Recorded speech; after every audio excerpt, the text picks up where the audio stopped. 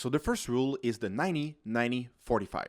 Your goal is to have your forearms 90 degrees from the bar. You don't want to go too wide and you don't want to go too narrow. Because if you take a close grip, this will mostly engage your triceps. And if you take a wider grip, this will increase your risk of injuries. The reason is, if you take a wide grip and lower the bar to your chest, you will have a much bigger stretch on your chest than if you take a close grip.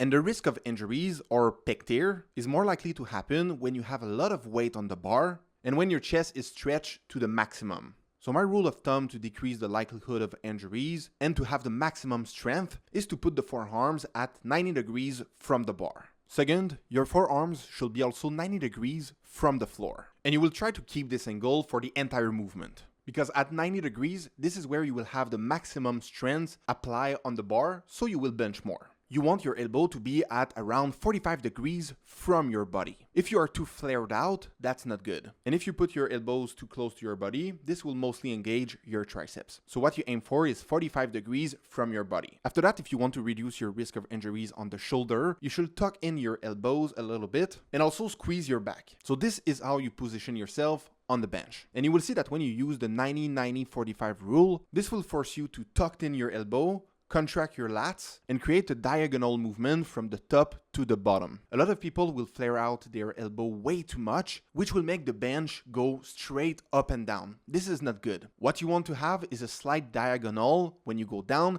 and when you go up. You can see on the screen right now the optimal movement for the bar. All right, so let's talk about, so you can see the red bar. You need to eat your protein daily. My best tip for you is, as soon as you wake up in the morning, take your shake, take the protein, try to fill all the gap for your protein as fast as possible in the day. So at the end of the day, you don't like order a ton of pizza and stuff like that. You need to get your protein, you need to eat enough. Mass, move mass. The bigger you are, the bigger you will lift. Track your calories. What I use is this, Food Coma. I've made it myself. I think it's pretty simple. So don't just focus on your chest. Train your back and train your shoulders. Train also your tricep, because all of this, if you have a bigger back, bigger triceps, bigger shoulders, will help you in order to bench more. My English is garbage, man. So insane garbage. Anyway, frequency matter. Okay, so what should you do at the gym in order to bench more? As I told you, frequency matter. So you should bench at least 2 times per week. If you can, 3 times. And you can split your programs like this.